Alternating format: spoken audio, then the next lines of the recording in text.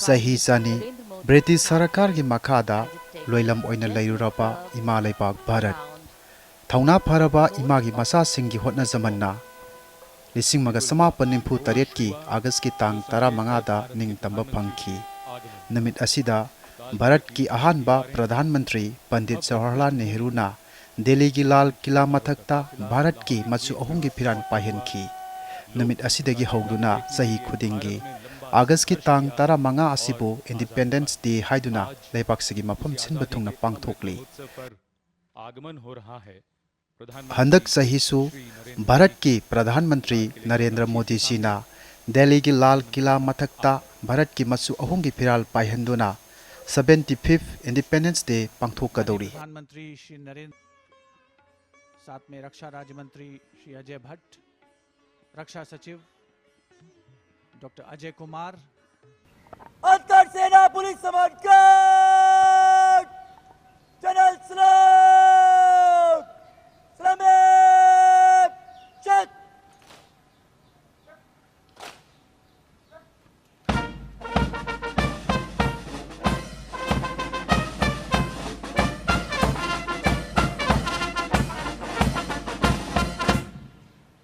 अंतर सेना पुलिस सम्मान guard, Punjab, check.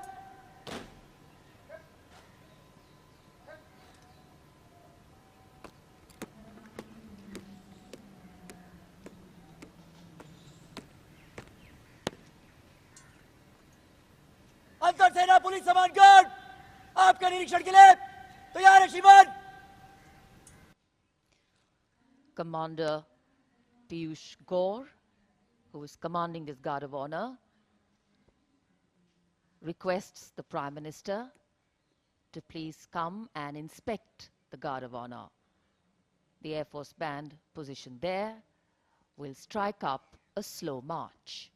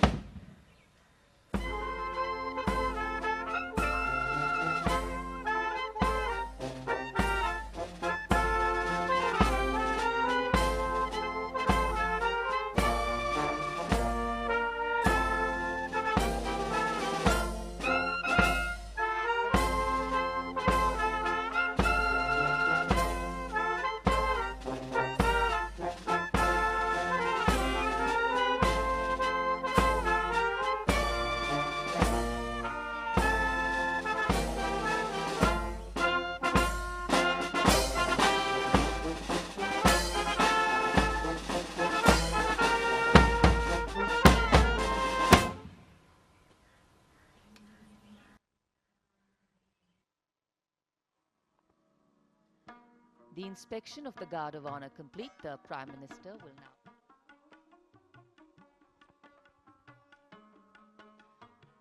Prime Minister Narendra Modi making his way towards the lift that takes him up to the first level of the ramparts. विशिष्ट अतिथि दीर्घा लाल किले की प्राचीर पर, जिसमें केंद्रीय मंत्रिमंडल के सदस्य, वरिष्ठ अधिकारी, विदेशी राजनयिक और साथ ही 75th Independence Day asida handak da pangthokiba Tokyo Olympic 2020 da yauruba Bharat ki sanori singsu saruk yari. और उसे अंजाम तक पहुंचाते हैं। विश्व मानचित्र पर भारत की badminton. As the world gets more interconnected and interdependent, nations taking part in each other's celebrations, particularly national celebrations, has and continues to be a sign of goodwill and camaraderie. Foreign dignitaries, military attaches, diplomats and other special invitees were also present here to join the celebration of India's 75th Independence Day. In fact, this is just the beginning. From now till our Independence Day next year, that is in 2022, a series of events, projects and campaigns have been planned to celebrate 75 years of independence of the world's largest democracy. And as we take pride in being called the world's largest democracy, we all need to put in that extra effort, walk that extra mile and take on that extra load of discomfort to ensure that the principles of democratic functioning, dissent and diversity are maintained. This is where India's dreams merged during the First War of Independence in 1857, and 90 years later, on the 15th of August 1947, thousands gathered to watch Pandit Jawaharlal Nehru hoist the tricolour, marking the end of British rule. And today, it is from here that Prime Minister Narendra Modi will address the nation on its 75th Independence Day. ये वो Olympians हैं जो लाल किले की प्राचीर पर मौजूद हैं। मीराबाई चानू, जिन्होंने रजत पदक जीता भारोत्तोलन में, और भारत की दूसरी ऐसी महिला एथलीट जिन्होंने भारोत्तोलन में पदक दिलाया ओलंपिक खेलों में। वर्ष 2000 के सिडनी ओलंपिक खेलों में कर्नम मलेश्वरी ने कांस्य पदक जीता था। और लाल किले की प्राचीर के ठीक सामने 240 ओलंपियंस, खेल संघों से जुड़े पदाधिकारी, अधिकारी, प्रशिक्षक, उनके ठीक पीछे 550 एनसीसी कैडेट्स, जो कि भविष्य की तस्वीर हैं, और विशिष्ट अतिथि दीर्घा लाल किले की प्राचीर पर, जिसमें केंद्रीय मंत्रिमंडल के सदस्य, वरिष्ठ अधिकारीगण, विदेशी राजनयिक, सभी भारत के इस स्वाधीनता दिवस समारोह के साक्षी बन रहे हैं। A very special moment for us. आज जब हम आज़ादी का अमृत महोत्सव मना रहे हैं, इस अवसर को अविस्मरणीय बनाने के लिए प्रधानमंत्री श्री नरेंद्र मोदी ने मन की बात में ये इच्छा व्यक्त की थी कि सभी भारतवासी राष्ट्रगान गाएं, उसे रिकॉर्ड करें और फिर उसे राष्ट्रगान.in पर अपलोड करें। लाखों करोड़ों भारतवासियों के गाए राष्ट्रगान को प्रधानमंत्री द्वारा ध्वजारोहण के साथ प्रसारित किया जाएगा। Also, the unfurling after the hoisting of the tricolour will synchronize with the 21-gun salute, as this whole place will reverberate with the booming guns. It will be fired by the valiant gunners of the elite 2233 Field Battery Ceremonial. The ceremonial battery is commanded by Lieutenant Colonel Jitendra Singh Mehta. हौजिक Bharat की प्रधानमंत्रीना भारत की मसु अहुम की फिरान चिंखतनबा संगसिलकली। अंतर सेना police सम्मान guard, राष्ट्रीय सलाम, सलामत, सत।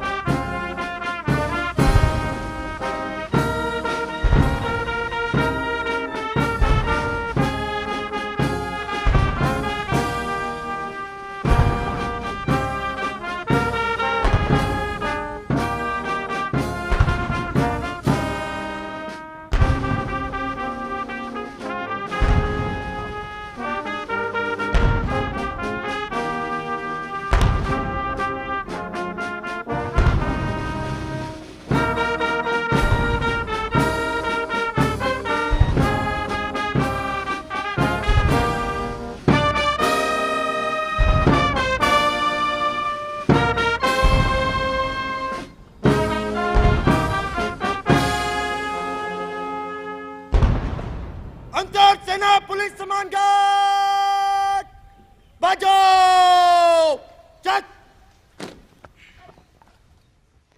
The venue still reverberating with the 21-gun salute. बगाल, चट।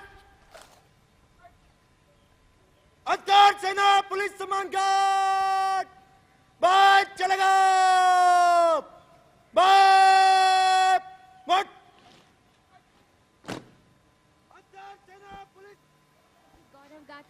Prime Minister greeting people on either side of the dais, the VIP enclosures. And for the first time this year, as soon as the flag has been hoisted, flower petals will be showered at the venue. प्रधानमंत्रीना मसु अहुम की फिरान चिंखतखरब मतुंग हौजिक Indian air force की helicopter सिंगना नोंथक्तगी ऐतिहासिक ओइरबा लाल किला तमना यामलबा सानारे अमसुंग अतर गुलाब की लाइना सिंह साइथरकली। और इधर आकाश में दो मी-17 helicopters आकाश से पुष्प वर्षा करते हुए। Petals of marigold and rose, adding their beautiful scent and color, and blessings, of course, as India celebrates her 75th Independence Day at the historic Red Fort. कोटि-कोटि जनों के चरण आए हैं। हमारा आपसे विनम्र निवेदन है माननीय प्रधानमंत्री भारत के प्रधानमंत्री ना मियामदा 75th इंडिपेंडेंस डे का मरी लेना वरोल पीरगनी। प्यारे देशवासियों, आजादी का अमृत महोत्सव 75वें स्वतंत्रता दिवस पर आप सभी को और विश्व भर में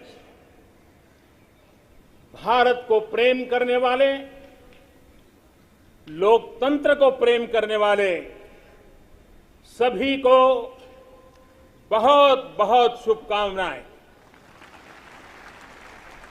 आज आजादी के अमृत महोत्सव के इस पावन पर्व पर देश अपने सभी स्वतंत्र सेनानियों को राष्ट्र रक्षा में अपने आप को दिन रात खपाने वाले, आहूत करने वाले वीर वीरांगनाओं को आज देश नमन कर रहा है।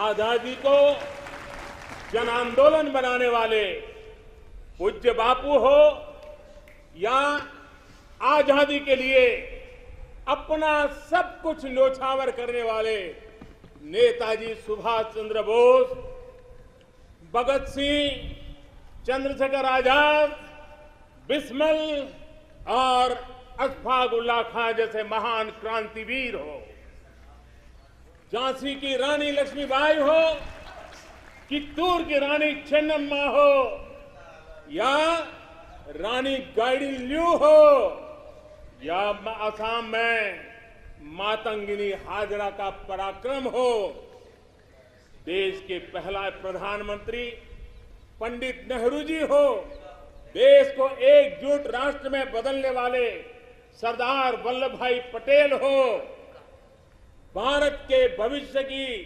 दिशा निर्धारित करने वाले, रास्ता तय कराने वाले बाबा साहब आंबेडकर सहित देश हर व्यक्तित्व को आज याद कर रहा है। देश इन सभी महापुरुषों का ऋणी है।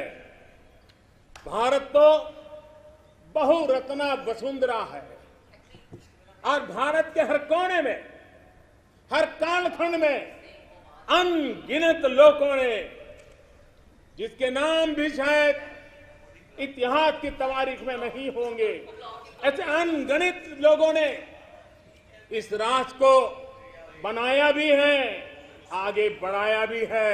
मैं ऐसे हर व्यक्तित्व का वंदन करता हूं, उनका अभिनंदन करता हूं। भारत ने सदियों तक मातृभूमि, संस्कृति और आजादी के लिए संघर्ष किया है। गुलामी की कसक, आजादी की ललक इस देश ने सदियों तक कभी छोड़ी नहीं। जय पराजय आते रहे, लेकिन मन मंदिर में बसी हुई आजादी की आकांक्षा वो कभी खत्म होने नहीं दी। आज इन सभी संघर्ष के पुरोधा, सदियों के संघर्ष के पुरोधा, उन सबको भी प्रणाम करने का वक्त है और वे प्रणाम के हकदार भी है। कोरोना वैश्विक महामारी, इस महामारी में हमारे डॉक्टर, हमारे नर्सेज, हमारे पैरामेडिकल स्टाफ, हमारे सफाई कर्मी वैक्सीन बनाने में जुटे, हमारे वैज्ञानिक हो, सेवा भावना से जुड़े हुए करोड़ों देशवासियों हो, जिन्होंने इस कोरोना के कालखंड में पल पल जन सेवा में समर्पित किया है, वे भी हम सबके वंदन के अधिकारी हैं। आज भी देश के कुछ इलाकों में बाढ़ है, भूस्खलन की हुए हैं, कुछ पीड़ादायक खबरें भी आती रहती हैं। कई क्षेत्रों में लोगों को जिस मुश्किल बढ़ा दी है, ऐसे समय केंद्र सरकार हो, राज्य सरकारें हो, सब उनके साथ मुस्तैदी के साथ खड़ी हुई है। आज इस आयोजन में, ओलंपिक में, भारत के युवा पीढ़ी जिसने भारत का नाम रोशन किया है, ऐसे हमारे एथलीट्स, हमारे खिलाड़ी आज हमारे बीच में हैं। कुछ यहां हैं, कुछ सामने बैठे हैं। मैं आज देशवासियों को, यहां मौजूद है उनको भी, और हिंदुस्तान के कोने कोने में जो इस समारोह में मौजूद है, उन सबको मैं कहता हूं कि हमारे खिलाड़ियों के सम्मान में आइए कुछ पल तालियां बजा करके उनका सम्मान करें। भारत के खेलों का सम्मान, भारत की युवा पीढ़ी का सम्मान, भारत को गौरव दिलाने वाले युवाओं का सम्मान, देश, करोड़ों देशवासी आज तालियों की गड़गड़ाहट के साथ हमारे इन जवानों का, देश की युवा पीढ़ी का गौरव कर रहे हैं, सम्मान कर रहे हैं। एथलीट्स ने विशेष तौर पर हम ये गर्व कर सकते हैं कि उन्होंने हमारा दिल ही नहीं जीता है, लेकिन उन्होंने आने वाली पीढ़ियों को भी, भारत की युवा पीढ़ी को भी प्रेरित करने का बहुत बड़ा काम किया है। मेरे प्यारे देशवासियों, हम आजादी का जश्न मनाते हैं, लेकिन बंटवारे का दर्द आज भी हिंदुस्तान के सीने को छलनी करता है। ये पिछली शताब्दी की सबसे बड़ी त्रासदी में से एक थी। आजादी के बाद इन लोगों को बहुत ही जल्द भुला दिया गया। कल ही भारत ने एक भावुक निर्णय लिया है। अब से हर वर्ष 14 अगस्त को विभाजन विभीषिका स्मृति दिवस के रूप में याद किया जाएगा। जो लोग विभाजन के समय अमानवीय हालात से गुजरे, जिन्होंने अत्याचार सहे, जिन्हें सम्मान के साथ अंतिम संस्कार तक नसीब नहीं हुआ, उन लोगों का हमारी स्मृतियों में जीवित रहना भी उतना ही जरूरी है।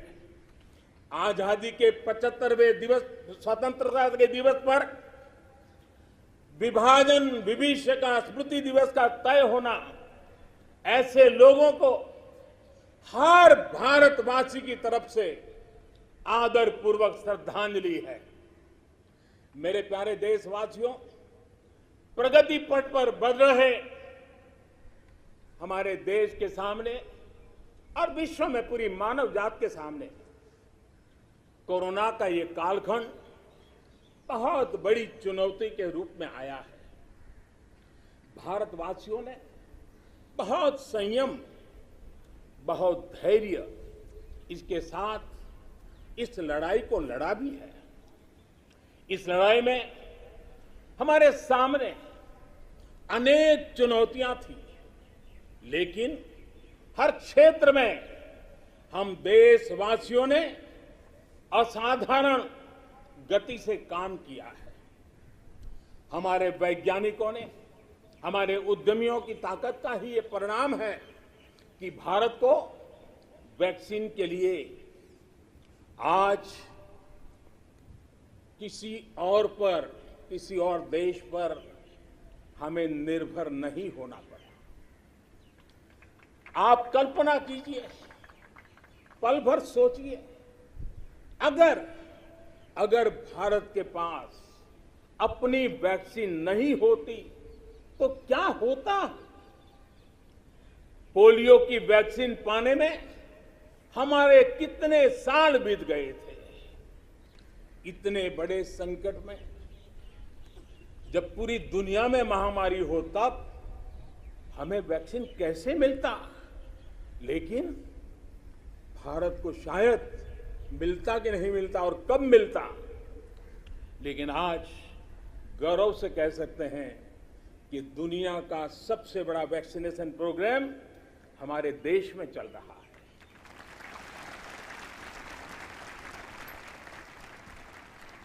54 करोड़ से लोग, 54 करोड़ से ज्यादा लोग वैक्सीन डोज लगा चुके हैं। कोविन जैसी ऑनलाइन व्यवस्था, डिजिटल सर्टिफिकेट देने की व्यवस्था आज दुनिया को आकर्षित कर रही है। महामारी के समय भारत जिस तरह से 80 करोड़ देशवासियों को महीनों तक लगातार मुफ्त अनाज देकर के उनके गरीब के घर के चूल्हे को जलते रखा है, यह भी दुनिया के लिए एक अचरज भी है और चर्चा का विषय भी है। ये बात सही है कि अन्य देशों की तुलना में भारत में कम लोग संक्रमित हुए। ये भी सही है कि दुनिया के देशों की जनसंख्या की तुलना में भारत में हम अधिकतम मात्रा में हमारे नागरिकों को बचा सके। लेकिन ये हमारे लिए पीठ थपथपाने का विषय नहीं है, संतोष पाकर के सो जाने का विषय नहीं है। ये कहना कि कोई चुनौती नहीं थी, ये हमारे अपने विकास के आगे के रास्तों को बंद करने वाली सोच बन जाएगी। दुनिया के समृद्ध देशों की तुलना में हमारी व्यवस्थाएं कम है। विश्व के पास, समृद्ध देशों के पास जो है वो हमारे पास नहीं है।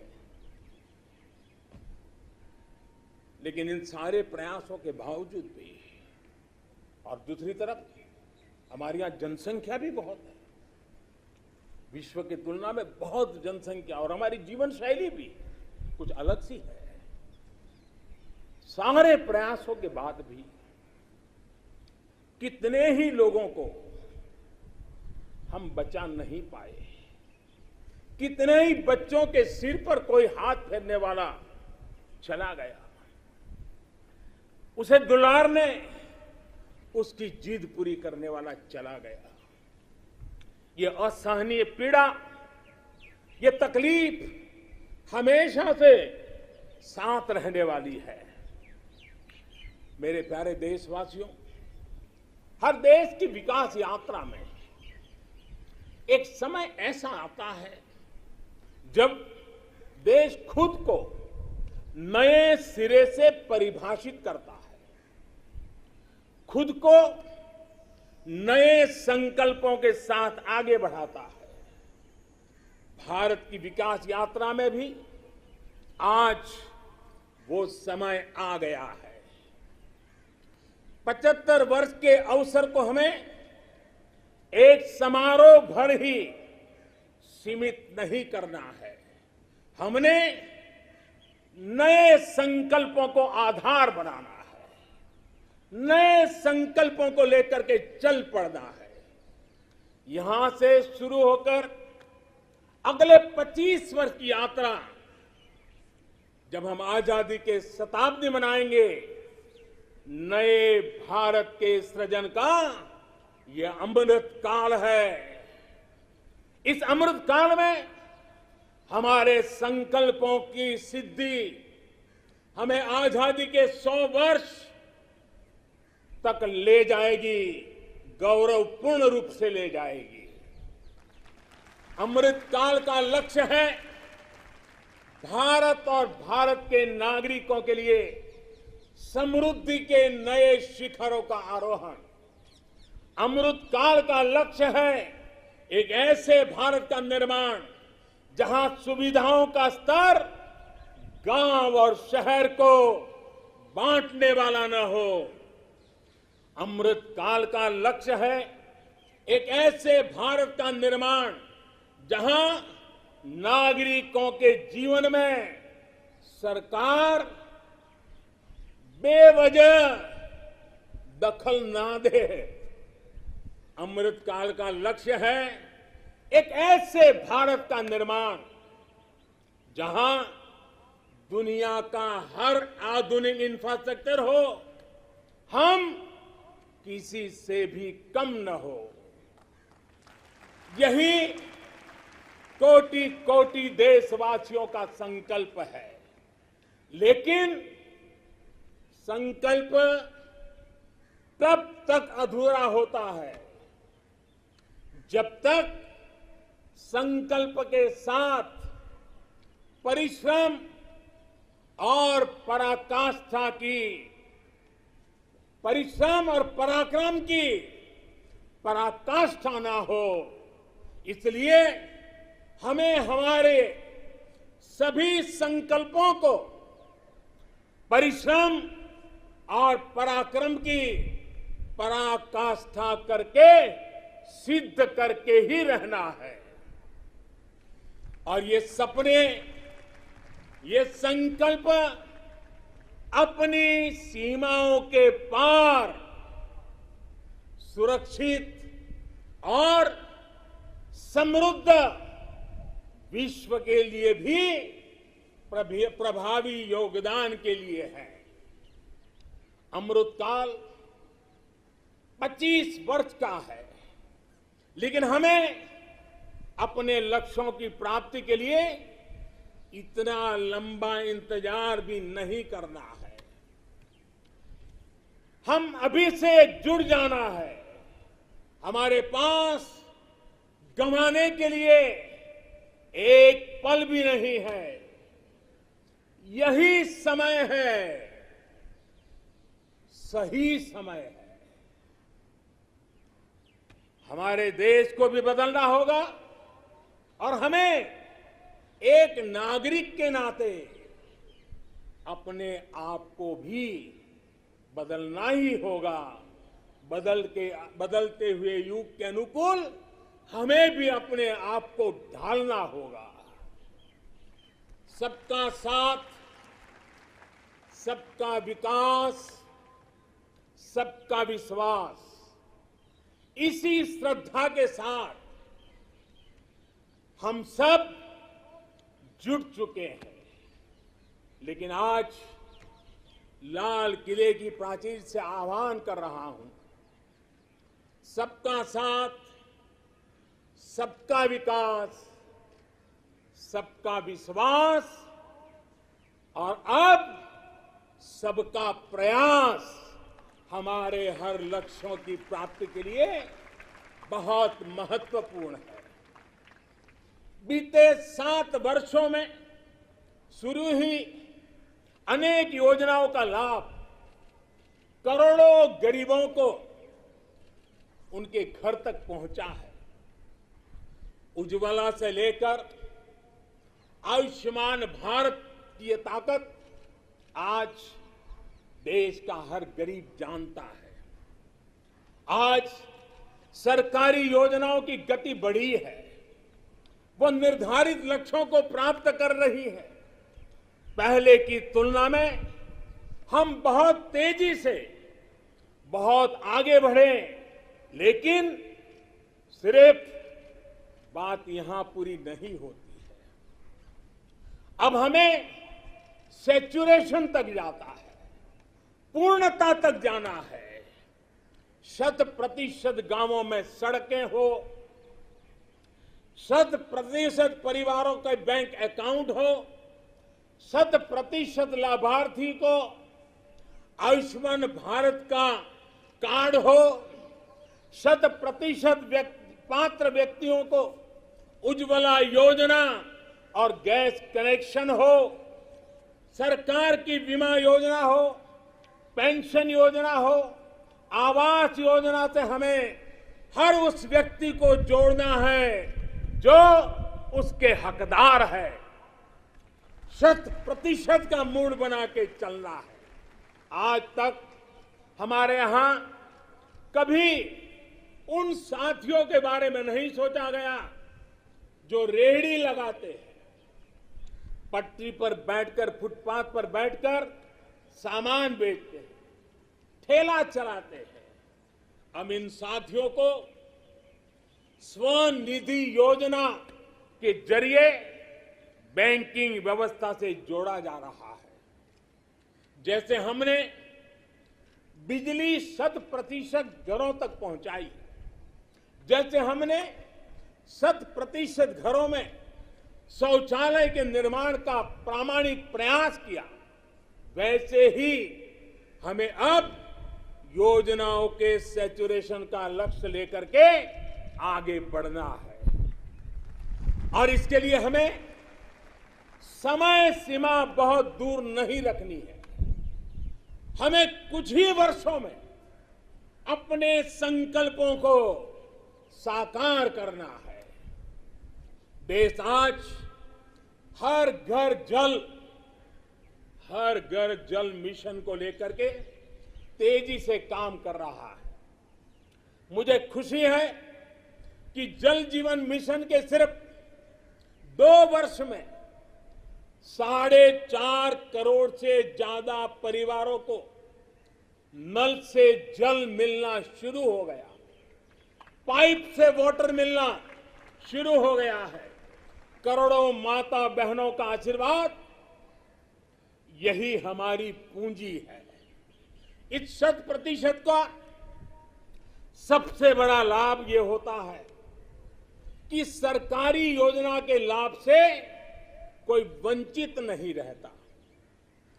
जब सरकार ये लक्ष्य बनाकर चलती है कि हमें समाज की आखिरी पंक्ति में जो व्यक्ति खड़ा है उस तक पहुंचना है, तो न कोई भेदभाव हो पाता है और न ही भ्रष्टाचार की गुंजाइश रहती है। मेरे प्यारे देशवासियों, देश के हर गरीब, हर व्यक्ति तक पोषण पहुंचाना भी सरकार की प्राथमिकता है। गरीब महिलाओं, गरीब बच्चों में कुपोषण और जरूरी पौष्टिक पदार्थों की कमी उनके विकास में बड़ी बाधा बनती है। इसे देखते हुए ये तय किया गया है कि सरकार अपनी अलग अलग योजनाओं के तहत जो चावल गरीबों को देती है उसे फोर्टिफाई करेगी, गरीबों को पोषण युक्त चावल देगी। राशन की दुकान पर मिलने वाला चावल हो, मिड डे मील में बालकों को मिलने वाला चावल हो, वर्ष 2024 तक हर योजना के माध्यम से मिलने वाला चावल फोर्टिफाई कर दिया जाएगा।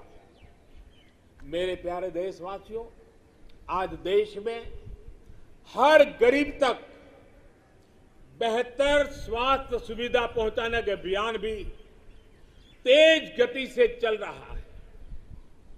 इसके लिए मेडिकल शिक्षा में जरूरी बड़े बड़े सुधार भी किए गए हैं। प्रिवेंटिव हेल्थ केयर पर भी उतना ही ध्यान दिया गया है।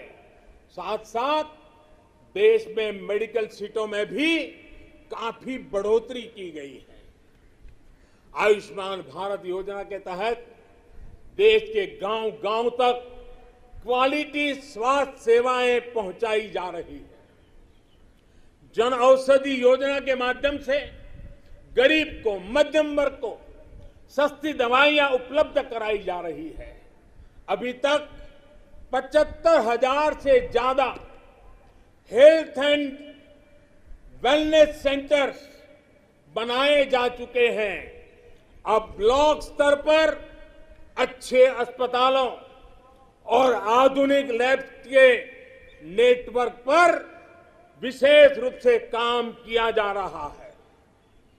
बहुत जल्द देश के हजारों अस्पतालों के पास अपने ऑक्सीजन प्लांट भी होंगे।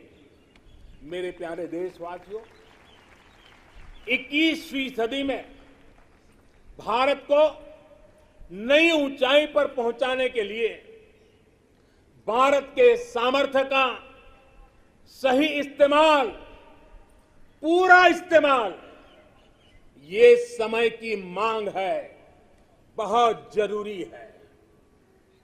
इसके लिए जो वर्ग पीछे है, जो क्षेत्र पीछे है, उनकी हैंड होल्डिंग करनी ही होगी। मूलभूत जरूरतों की चिंता के साथ ही दलितों, पिछड़ों, आदिवासियों, सामान्य वर्ग के गरीबों के लिए आरक्षण सुनिश्चित किया जा रहा है।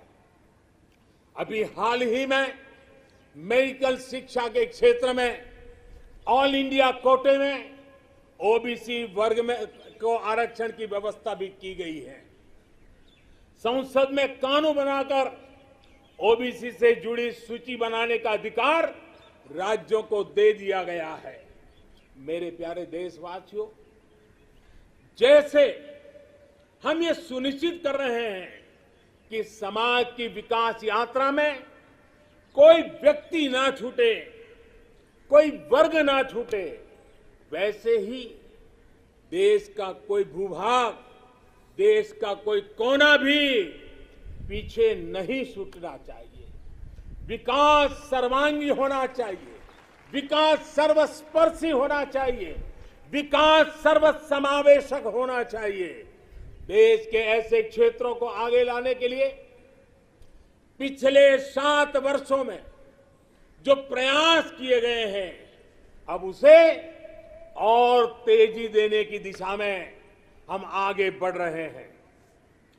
हमारा पूर्वी भारत, नॉर्थ ईस्ट, जम्मू कश्मीर, लद्दाख सहित पूरा हिमालय का क्षेत्र हो, हमारी कोस्टल बेल्ट या फिर आदिवासी अंचल हो, ये भविष्य में भारत के विकास का, भारत की विकास यात्रा का बहुत बड़ा आधार बनने वाले हैं।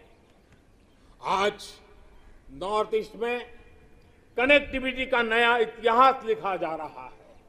ये कनेक्टिविटी दिलों की भी है और इंफ्रास्ट्रक्चर की भी है। बहुत जल्द नॉर्थ ईस्ट के सभी राज्यों की राजधानियों को रेल सेवा से जोड़ने का काम पूरा होने वाला है। एक्ट ईस्ट पॉलिसी के तहत आज नॉर्थ ईस्ट बांग्लादेश, म्यांमार और दक्षिण पूर्वी एशिया से भी कनेक्ट हो रहा है। बीते वर्षों में जो प्रयास हुए हैं, उसकी वजह से हम नॉर्थ ईस्ट में स्थायी शांति के लिए, श्रेष्ठ भारत के निर्माण के लिए उत्साह अनेक गुना बढ़ा हुआ है। नॉर्थ ईस्ट से वहां पर tourism, adventure sports, organic farming, herbal medicine, oil palm, इसका पोटेंशियल बहुत बड़ी मात्रा में है। हमें पूरी तरह इस पोटेंशियल को निखारना होगा, देश की विकास यात्रा का हिस्सा बनाना होगा और हमें ये काम अमृत काल के कुछ दशक में ही पूरा करना है। सभी के सामर्थ्य को उचित अवसर देना, यही लोकतंत्र की असली भावना है। जम्मू हो या कश्मीर, विकास का संतुलन अब जमीन पर दिख रहा है। जम्मू कश्मीर में ही डिलिमिटेशन कमीशन का गठन हो चुका है और भविष्य में विधानसभा चुनावों के लिए भी तैयारियां चल रही है।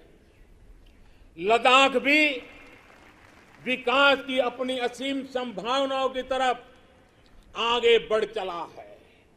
एक तरफ लद्दाख आधुनिक इंफ्रास्ट्रक्चर का निर्माण होते देख रहा है, तो वहीं दूसरी तरफ सिंधु सेंट्रल यूनिवर्सिटी लद्दाख को उच्च शिक्षा का, हायर एजुकेशन का केंद्र भी बना रही है।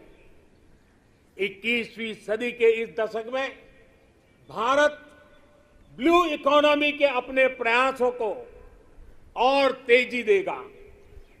हमें एक्वा कल्चर के साथ साथ सीवीड की खेती में बन रहे जो नई संभावना बन रही है, उन संभावनाओं का भी पूरा लाभ उठाना है।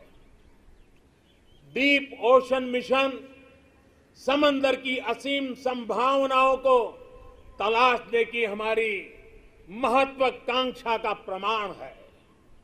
जो खनिज संपदा समंदर के में छिपी हुई है, जो थर्मल एनर्जी समंदर के पानी में है, और वो देश के विकास को नई बुलंदी दे सकती है। देश के जिन जिलों के लिए ये माना गया था कि ये पीछे रह गए, हमने उनकी आकांक्षाओं को भी जगाया है। देश में 110 से अधिक आकांक्षी जिले, एस्पिरेशनल डिस्ट्रिक्ट जिलों में शिक्षा, स्वास्थ्य, पोषण, सड़क, रोजगार से जुड़ी योजनाओं को प्राथमिकता दी जा रही है। इनमें से अनेक जिले हमारे आदिवासी अंचल में हैं। हमने इन जिलों के बीच विकास की एक तंदुरुस्त स्पर्धा का एक उत्साह पैदा किया है। ये आकांक्षी जिले भारत के अन्य जिलों की बराबरी तक पहुंचे, उस दिशा में तेज स्पर्धा चल रही है। मेरे प्यारे देशवासियों, अर्थ जगत में पूंजीवाद और समाजवाद, इसकी चर्चा तो बहुत होती है, लेकिन भारत सहकारवाद पर भी बल देता है। सहकारवाद हमारी परंपरा, हमारी संस्कारों के भी अनुकूल है।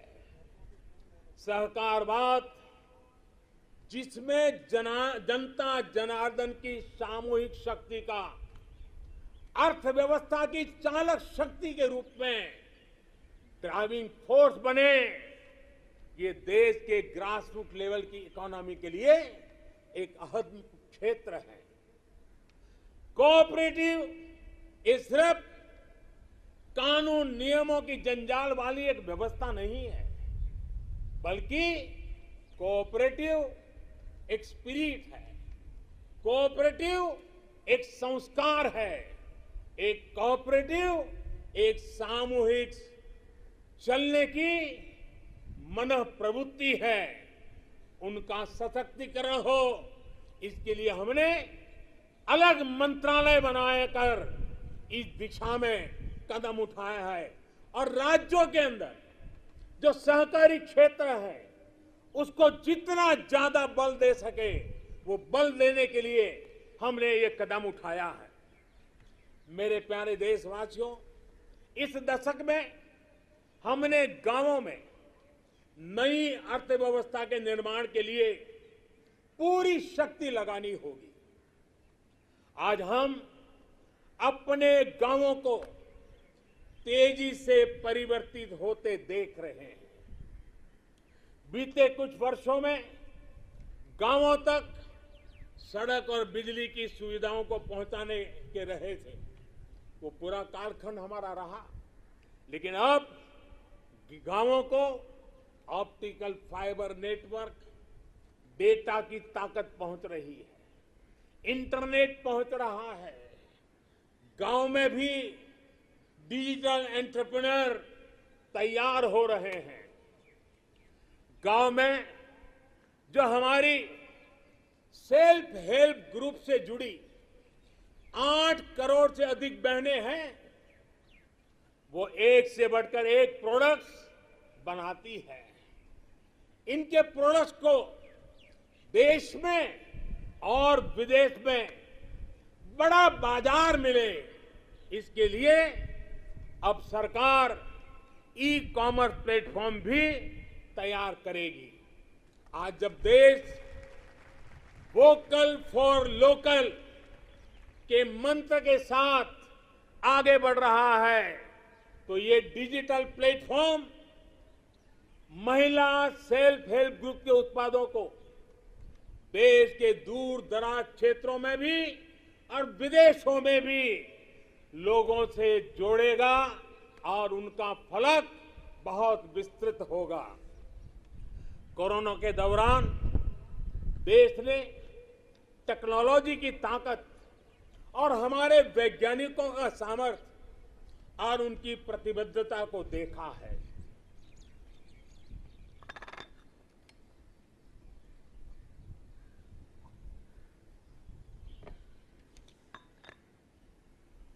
देश के हर क्षेत्र में हमारे वैज्ञानिक बहुत सूझबूझ से काम कर रहे हैं। अब समय आ गया है कि हम अपने कृषि क्षेत्र में भी वैज्ञानिकों की क्षमताओं और उनके सुझावों को भी हमारे एग्रीकल्चर सेक्टर में जोड़ें। अब हम ज्यादा इंतजार नहीं कर सकते हैं और हमें इसका पूरा लाभ भी उठाना है। ये देश को खाद्य सुरक्षा देने के साथ फल, सब्जियां और अनाज का उत्पादन बढ़ाने में बहुत बड़ी मदद मिलेगी और हम विश्व तक पहुंचने के लिए अपने आप को मजबूती से आगे बढ़ाएंगे। इन प्रयासों के बीच हमें कृषि सेक्टर की एक बड़ी चुनौती की भी और ध्यान देना है। ये चुनौती है गांव के लोगों के पास कम होती जमीन।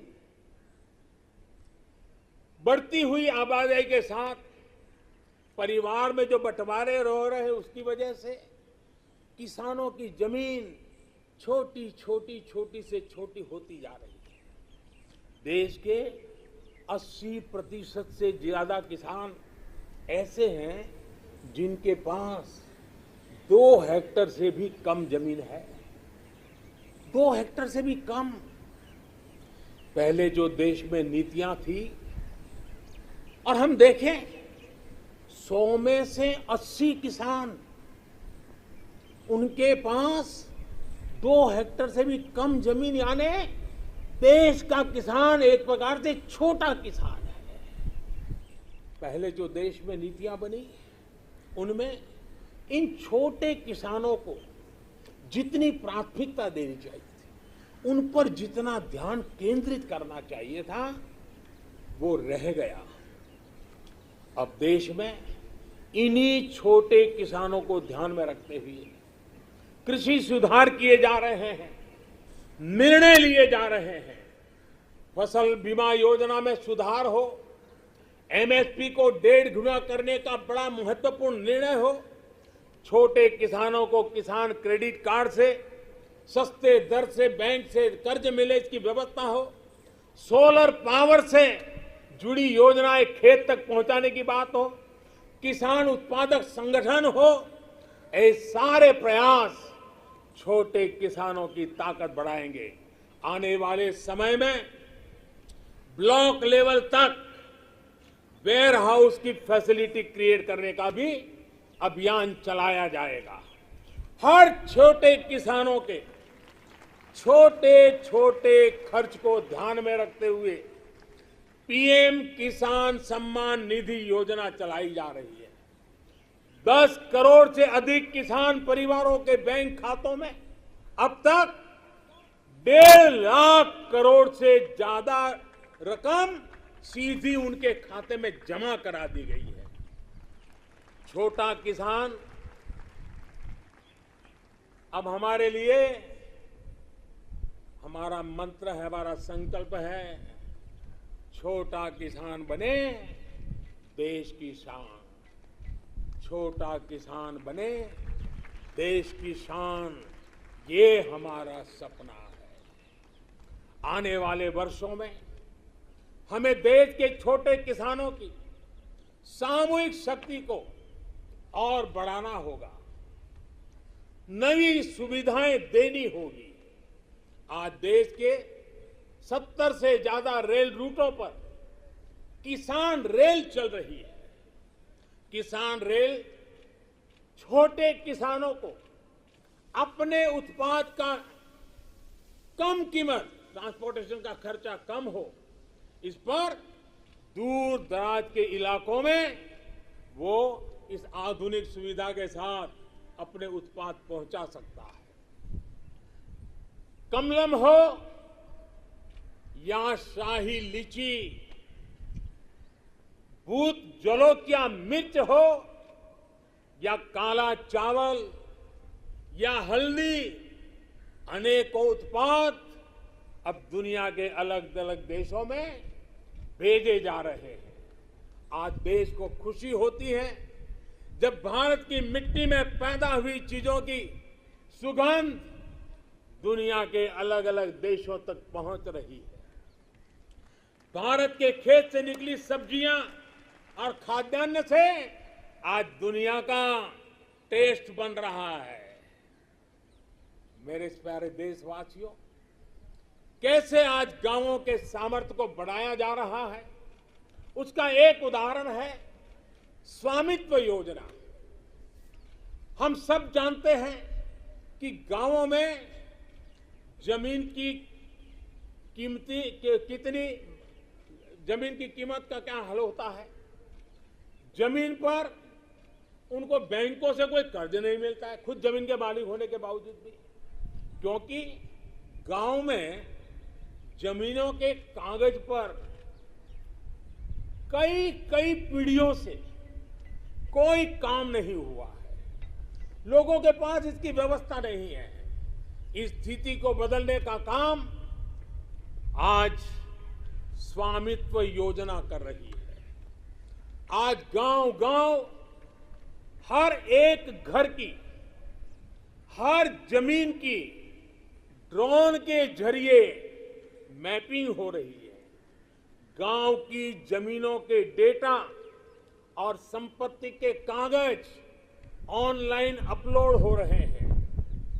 इससे न सिर्फ गांवों में जमीन से जुड़े विवाद समाप्त हो रहे हैं, बल्कि गांव के लोगों को बैंक से आसानी से लोन भी मिलने की व्यवस्था निर्माण हुई है। गांव गरीब की जमीनें विवाद का नहीं, विकास का आधार बने। देश आज उस दिशा में बढ़ रहा है। मेरे प्यारे देशवासियों, स्वामी विवेकानंद जी जब भारत के भविष्य की बात करते थे, अपनी आंखों के सामने मां भारती की भव्यता का जब वो दर्शन करते थे, तब वो कहते थे, जहां तक हो सके अतीत की ओर देखो, जहां तक हो सके अतीत की ओर देखो।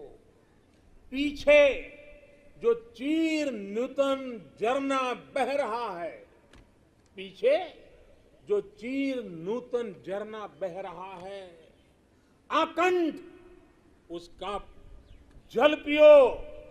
और उसके बाद देखिए स्वामी विवेकानंद जी की विशेषता, उसके बाद सामने की ओर देखो, आगे बढ़ो और भारत को पहले से भी कहीं ज्यादा उज्जवल, महान श्रेष्ठ बनाओ।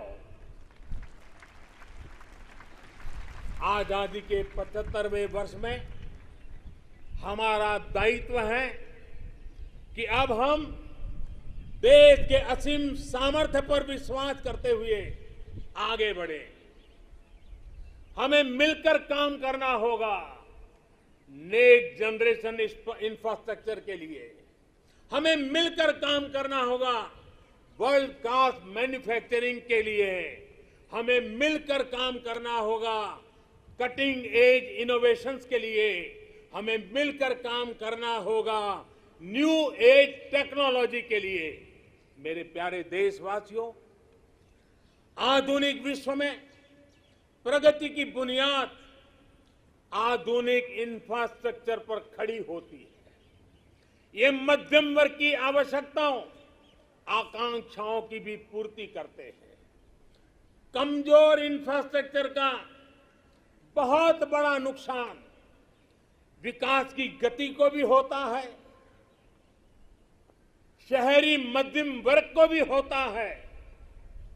मेरे प्यारे देशवासियों, इसी बात को समझते हुए जल, थल, नभ हर क्षेत्र में देश ने असाधारण स्पीड और स्केल पर काम करके दिखाया है। नए जलमार्ग, वाटरवेज हो, नए नए स्थानों को सी प्लेन से जोड़ना हो, देश में बहुत तेजी से काम चल रहा है। भारतीय रेलवे भी तेजी से आधुनिक अवतार में ढल रही है। देश ने संकल्प लिया है कि आजादी के अमृत महोत्सव आपको मालूम होगा, हमने इस आजादी के अमृत महोत्सव को 75 सप्ताह तक मनाना तय किया है। 12 मार्च से शुरू हुआ है और 2023 15 अगस्त तक इसको चलाना है। उत्साह भर से आगे बढ़ना है और इसलिए देश ने एक बहुत महत्वपूर्ण फैसला लिया है। आजादी के अमृत महोत्सव के 75 सप्ताह में, इन 75 सप्ताह में 75 वंदे भारत ट्रेनें देश के हर कोने को आपस से जोड़ करके रही होगी। आज जिस गति से देश में नए एयरपोर्ट का निर्माण हो रहा है, उड़ान योजना दूर दराज के इलाकों को जोड़ रही है, यह अभूतपूर्व है। आज हम देख रहे हैं कि कैसे बेहतर एयर कनेक्टिविटी लोगों के सपनों को नई उड़ान देती है। मेरे प्यारे देशवासियों, भारत को आधुनिक इंफ्रास्ट्रक्चर के साथ ही इंफ्रास्ट्रक्चर निर्माण में होलिस्टिक अप्रोच, इंटीग्रेटेड अप्रोच अपनाने की बहुत जरूरत है। भारत आने वाले कुछ ही समय में प्रधानमंत्री गति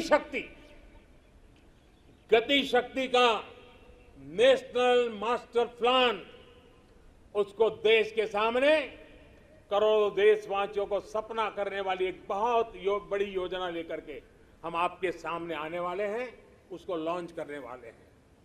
100 लाख करोड़ से भी अधिक की योजना लाखों नौजवानों के लिए रोजगार के नए अवसर लेकर के आने वाली है। गति शक्ति हमारे देश के लिए एक ऐसा नेशनल इंफ्रास्ट्रक्चर मास्टर प्लान होगा जो होलिस्टिक इंफ्रास्ट्रक्चर की नींव रखेगा, हमारी इकोनॉमी को एक इंटीग्रेटेड और होलिस्टिक पाथवे देगा। अभी हम देखते हैं कि हमारे ट्रांसपोर्ट के साधनों में कोई तालमेल नहीं होता। गति शक्ति साइलोस को तोड़ेगी। भविष्य के रास्ते से हम इन सब रोडों को, जितनी कठिनाइयां हैं, उनको हटाएगी।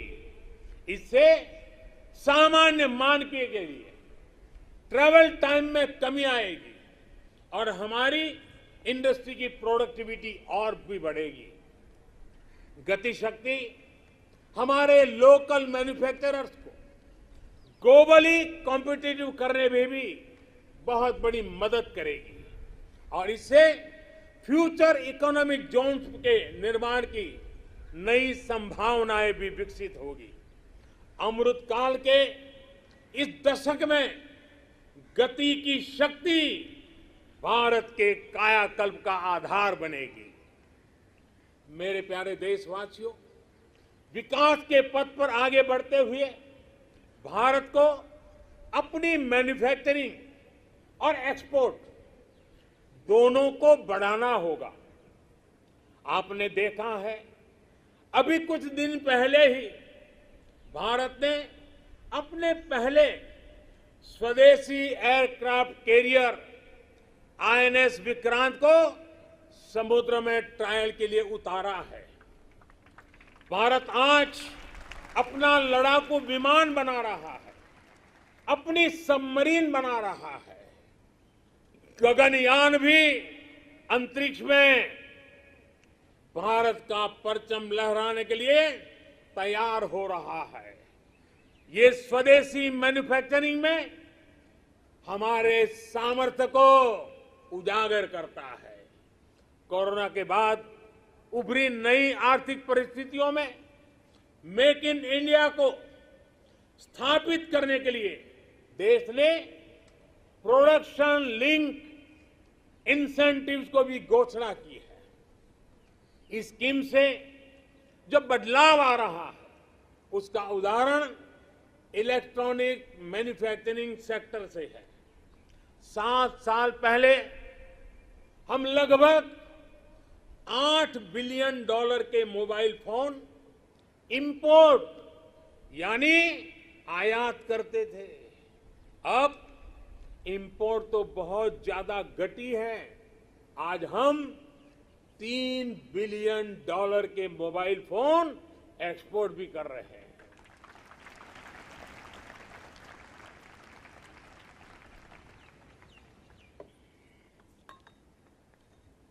आज जब हम हमारे मैन्युफैक्चरिंग सेक्टर को गति मिल रही है तो हमें ये ध्यान रखना है कि हम भारत में जो बनाएं उसे हमें बेस्ट क्वालिटी के साथ ग्लोबल कंपटीशन में टिके और हो सके तो एक कदम आगे बढ़ें, ये तैयारी करनी है और ग्लोबल मार्केट को हमने टारगेट करना है। देश के सभी मैन्युफैक्चरर्स को मैं आग्रहपूर्वक कहना चाहूंगा, हमारे मैन्युफैक्चरर्स को इस बात को कभी नहीं भूलना होगा कि आप जो प्रोडक्ट बाहर बेचते हैं वो सिर्फ आपकी कंपनी के द्वारा बनाया हुआ सिर्फ एक पुर्जा नहीं है, एक प्रोडक्ट नहीं है। उसके साथ भारत की पहचान जुड़ी होती है, भारत की प्रतिष्ठा जुड़ी होती है, भारत के कोटि-कोटि लोगों का विश्वास जुड़ा होता है। मेरे प्यारे देशवासियों, मैं इसलिए मैन्युफैक्चरर्स को कहता हूं, आपका हर एक प्रोडक्ट भारत का ब्रांड एम्बेसडर है। जब तक वो प्रोडक्ट इस्तेमाल में ले आया जाता रहेगा, उसे खरीदने वाला कहेगा, बड़े गर्व से कहेगा, सीना तान करके कहेगा, हाँ ये मेड इन इंडिया है। ये मिजाज चाहिए। अब आपके मन में दुनिया के मार्केट में छा जाने का सपना होना चाहिए। इस सपने को पूरा करने के लिए सरकार हर तरह से आपके साथ खड़ी है। मेरे प्यारे देशवासियों, आज देश के अलग अलग सेक्टर्स और देश के छोटे शहरों में भी, टियर 2, टियर 3 सिटीज में भी नए नए स्टार्टअप बन रहे हैं। उनकी भारतीय प्रोडक्ट्स को अंतर्राष्ट्रीय बाजार में जाने में बड़ी भूमिका भी है। सरकार अपने इन स्टार्टअप्स के साथ पूरी ताकत के साथ खड़ी है। उन्हें आर्थिक मदद देना हो, टैक्स में छूट देना हो, उनके लिए नियमों को सरल बनाना हो, सब कुछ किया जा रहा है। हमने देखा है कोरोना के इस कठिन काल में ही हजारों नए स्टार्टअप्स उभर करके आए हैं। बड़ी सफलता से वे आगे बढ़ रहे हैं। कल के स्टार्टअप आज के यूनिकॉर्न बन रहे हैं। इनकी मार्केट वैल्यू हजारों करोड़ रुपए तक पहुंच रही है। ये देश में नए प्रकार के वेल्थ क्रिएटर्स हैं। ये अपने यूनिक आइडियाज की शक्ति से अपने पैरों पर खड़े हो रहे हैं, आगे बढ़ रहे हैं और दुनिया को छा जाने का सपना लेकर के चल रहे हैं। इस दशक में भारत के स्टार्टअप इकोसिस्टम, इसको हम पूरी दुनिया में सर्वश्रेष्ठ बनाएं। हमें इस दिशा में काम करना है, हमें रुकना नहीं है। मेरे प्यारे देशवासियों, बड़े परिवर्तन लाने के लिए, बड़े रिफॉर्म के लिए राजनीतिक इच्छा शक्ति, पॉलिटिकल विल की जरूरत होती है। आज दुनिया देख रही है कि भारत में राजनीतिक इच्छा शक्ति की कोई कमी नहीं है। रिफॉर्म्स को लागू करने के लिए गुड और स्मार्ट गवर्नेंस चाहिए। आज दुनिया इस बात की भी साक्षी है कि कैसे भारत अपने यहां गवर्नेंस का नया अध्याय लिख रहा है। अमृत काल के इस दशक में हम नेक्स्ट जनरेशन रिफॉर्म्स को, और उसमें हमारी प्राथमिकता होगी नागरिकों को जो कुछ मिलना चाहिए, जो सर्विस डिलीवरी है वो लास्ट माइल तक, लास्ट व्यक्ति तक सीमलेसली, बिना झिझक, बिना कठिनाई से उसको पहुंचे। देश के समग्र विकास के लिए लोगों के जीवन में सरकार और सरकारी प्रक्रियाओं का बेवजह दखल समाप्त करना ही होगा। पहले के समय सरकार खुद ही ड्राइविंग सीट पर बैठ गई थी। ये उस समय की शायद मांग रही होगी, लेकिन अब समय बदल चुका है। बीते 7 वर्षों में देश में इसके लिए प्रयास भी बढ़ा है कि देश के लोगों को अनावश्यक कानूनों के जाल, अनावश्यक प्रक्रियाओं के जाल से मुक्ति दिलाए जाए। अब तक देश के सैकड़ों पुराने कानूनों को समाप्त किया जा चुका है। कोरोना के इस कालखंड में भी सरकार ने 15,000 से ज्यादा कंप्लायंसेस को समाप्त किया है। अब आप देखिए, आपको भी अनुभव होगा, कोई एक छोटा सरकारी काम हो, ढेर सारे कागज, बार बार कागज, एक ही जानकारी अनेक बार, यही चलता रहा है। 15,000 कंप्लायंसेस को हमने खत्म किया है। आप सोचिए, 200 साल पहले, एक उदाहरण मैं देना चाहता हूं। 200 साल पहले हमारे यहां एक कानून चला आ रहा है। 200 साल यानी 1857 से भी पहले से, जिसकी वजह से देश के नागरिक को मैपिंग यानी नक्शा बनाने की स्वतंत्रता नहीं थी। अब विचार कीजिए, 1857 से चल रहा है। नक्शा बनाना है तो सरकार को पूछिए, नक्शा किसी किताब में छापना है तो सरकार से पूछिए, नक्शा खो जाने पर गिरफ्तारी का भी उसमें प्रावधान है। आजकल हर फोन में मैप का ऐप है। सैटेलाइट की इतनी ताकत है कि फिर ऐसे कानूनों का बोझ सिर पर लेकर देश को आगे कैसे बढ़ाएंगे हम। कंप्लायंसेस का ये बोझ उतरना बहुत जरूरी है।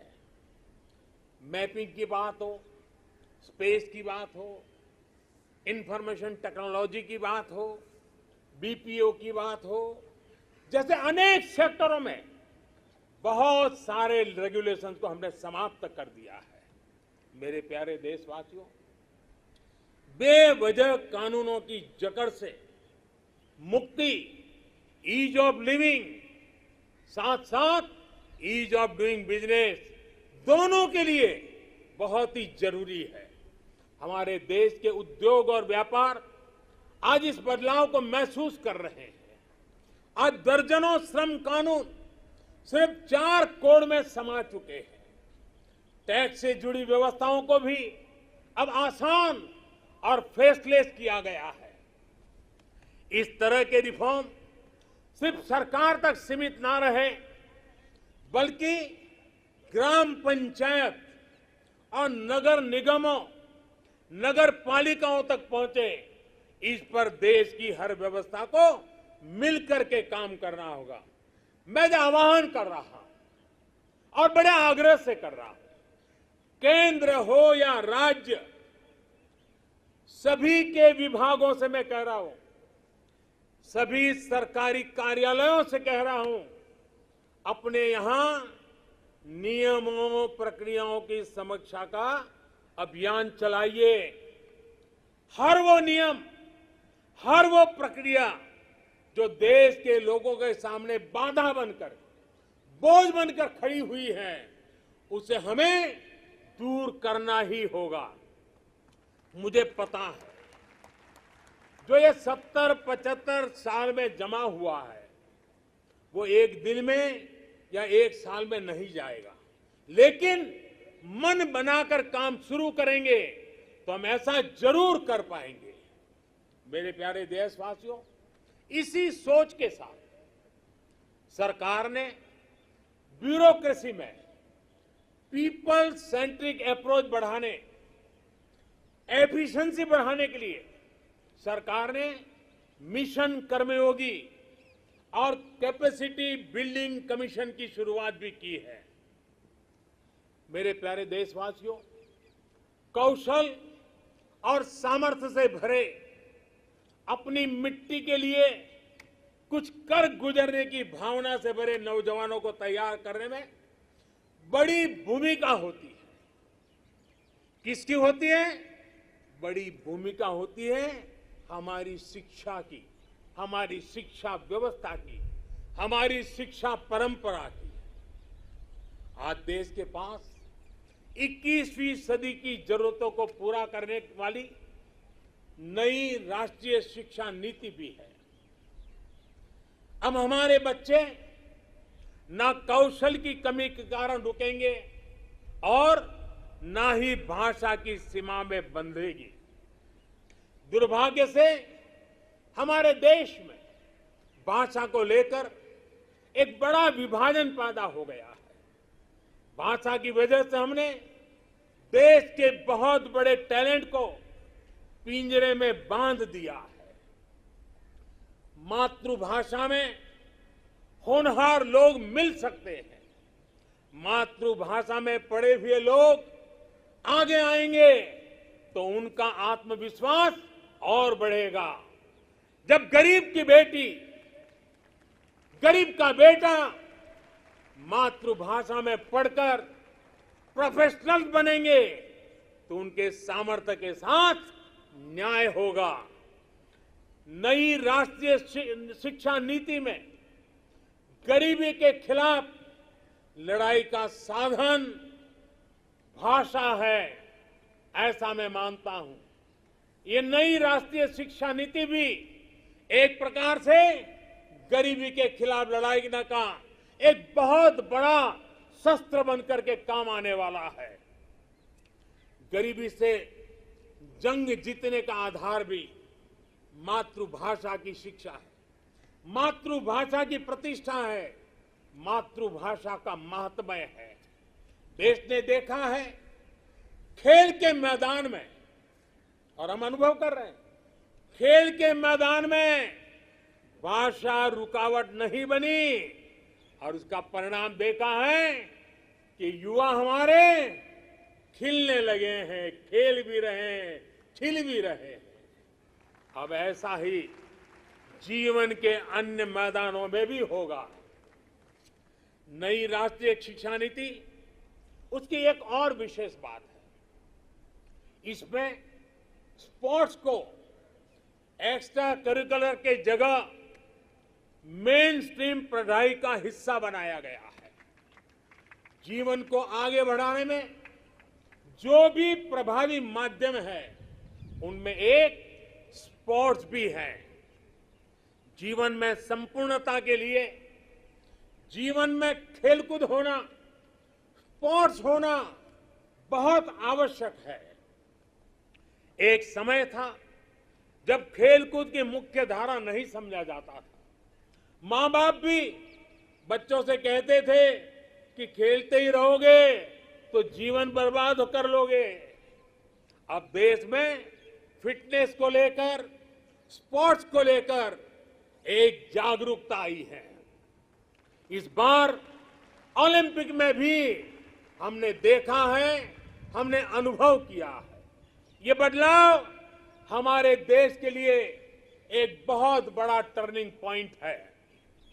इसलिए आज देश में खेलों में टैलेंट, टेक्नोलॉजी और प्रोफेशनलिज्म लाने के जो अभियान चल रहा है, इस दशक में हमें उसे और तेज करना है और व्यापक करना है।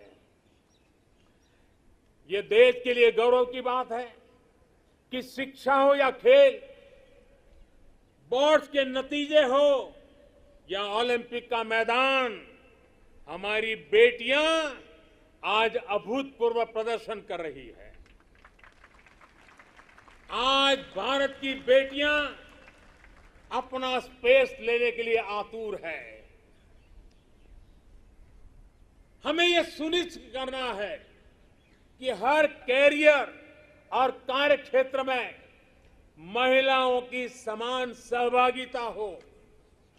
हमें यह सुनिश्चित करना है कि सड़क से लेकर वर्क प्लेस तक में हर जगह पे महिलाओं में सुरक्षा का एहसास हो, सम्मान का भाव हो।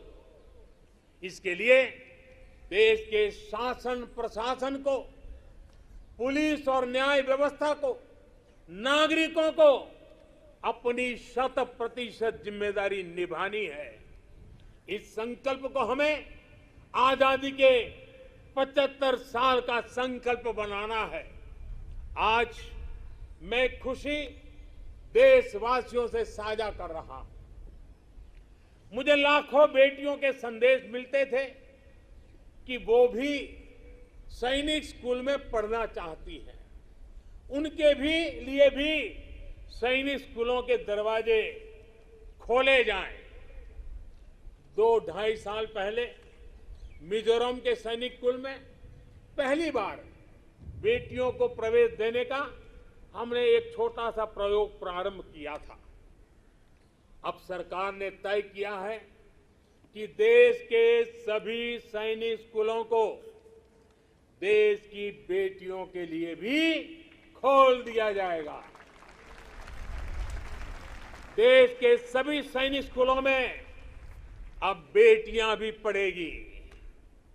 विश्व में नेशनल सिक्योरिटी का जितना महत्व है, वैसा ही महत्व एनवायरमेंट सिक्योरिटी को दिए जाने लगा है। भारत आज एनवायरमेंटल सिक्योरिटी की एक मुखर आवाज है। आज बायोडायवर्सिटी हो या लैंड न्यूट्रलिटी, क्लाइमेट चेंज हो या वेस्ट रिसाइकलिंग, ऑर्गेनिक फार्मिंग हो या वेस्ट रिसाइकलिंग, ऑर्गेनिक फार्मिंग हो या गोवर्धन से बायोगैस हो और एनर्जी कंजर्वेशन हो या क्लीन एनर्जी ट्रांजिशन, पर्यावरण की दिशा में भारत के प्रयास आज परिणाम दे रहे हैं। भारत ने वन क्षेत्र को या फिर नए नेशनल पार्क की संख्या, बाघों की संख्या और एशियाटिक लायन सभी में वृद्धि हर देशवासी के लिए खुशी की बात है। मेरे प्यारे देशवासियों, भारत की इन सफलताओं के बीच एक और सच को भी हमें समझना होगा। भारत आज एनर्जी इंडिपेंडेंट नहीं है। भारत आज एनर्जी इंपोर्ट के लिए सालाना 12 लाख करोड़ रुपए से भी अधिक खर्च करता है। भारत की प्रगति के लिए, आत्मनिर्भर भारत बनाने के लिए भारत का एनर्जी इंडिपेंडेंट होना समय की मांग है, अनिवार्य है। इसलिए आज भारत को यह संकल्प लेना होगा कि हम आजादी के 100 साल होने से पहले भारत को एनर्जी इंडिपेंडेंट बनाएंगे। और इसके लिए हमारा रोड मैप बहुत स्पष्ट है। गैस बेस्ड इकोनॉमी है, देश भर में सीएनजी पीएनजी का नेटवर्क हो, 20% इथेनॉल ब्लेंडिंग का टारगेट हो। भारत एक तय लक्ष्य के साथ आगे बढ़ रहा है। भारत ने इलेक्ट्रिक मोबिलिटी की तरफ भी कदम बढ़ाया है और रेलवे के 100% इलेक्ट्रिफिकेशन पर भी काम तेज गति से आगे बढ़ रहा है। भारतीय रेलवे ने 2030 तक नेट जीरो कार्बन एमिटर बनने का लक्ष्य रखा है। इन सारे प्रयासों के साथ ही देश मिशन सर्कुलर इकोनॉमी इस पर भी बल दे रहा है। हमारी व्हीकल स्क्रैप पॉलिसी इसका एक बड़ा उदाहरण है। आज G20 के जो देशों का समूह है, उसमें भारत एकमात्र देश ऐसा है जो अपने क्लाइमेट गोल्स को प्राप्त करने की दिशा में तेजी से आगे बढ़ रहा है। भारत ने इस दशक के अंत तक रिन्यूएबल एनर्जी के 450 गीगावाट का लक्ष्य तय किया है। 2030 तक 450 गीगावाट। इसमें से 100 गीगावाट के लक्ष्य को भारत ने तय समय से पहले हासिल कर लिया है। हमारे ये प्रयास दुनिया को भी एक भरोसा दे रहे हैं। ग्लोबल स्टेज पर इंटरनेशनल सोलर अलायंस का गठन इसका बड़ा उदाहरण है। भारत आज जो भी कार्य कर रहा है, उसमें सबसे बड़ा लक्ष्य है जो भारत को क्लाइमेट जंप देने वाला है। क्लाइमेट के क्षेत्र में क्वांटम जंप देने वाला है, वो है ग्रीन हाइड्रोजन का क्षेत्र।